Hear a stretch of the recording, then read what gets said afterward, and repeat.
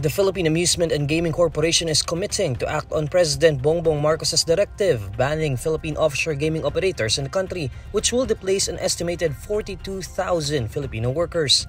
Echoing what Marcos said in his third State of the Nation address, PAGCOR Chief Alejandro Tenco says instructions have already been issued to the Department of Labor and Employment to help affected workers find new jobs before 2025. Industriya, mga 42,000.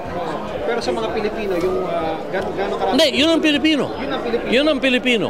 Wala pa doon yung mga... Wala yung foreigners. Pilipino po. 1:1 na po ang ratio halos. Tulad ng sinabi ng Pangulo kanina, mangyari sigurong minumungkahi ko na makipag-ugnayan kayo sa DOLE para nang sa ganun may skills training, may job training programs at nang sa ganun malagpasan natin yung magiging problema nila. Meanwhile, Labor Secretary Bienvenido Laguesma assures employees of POGOs that they will be taken care of. Siyempre, may concern kami pero yan ay direktiba na dapat ipatupad. No? Siyempre kami sa Department of Labor and Employment dahil ang aming mandato ay hindi lamang paglikha sa tulong ng pribadong sektor ng trabaho, kasama din yung job preservation. Laguesma notes that this development should not be considered something that would increase the unemployment rate in the country.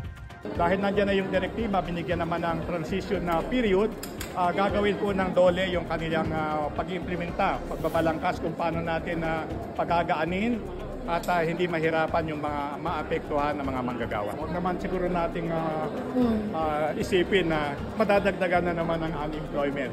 Kasi kasama naman yan talaga sa challenges, pagsubok ng Department of Labor and Employment. On July 22, Marcos announced during his SONA the banning of all POGOs, ordering PAGCOR to cease POGO operations by the end of the year. Marcos also instructed the Department of Labor and Employment, in coordination with the administration's economic managers, to find new jobs for Filipinos who will be displaced.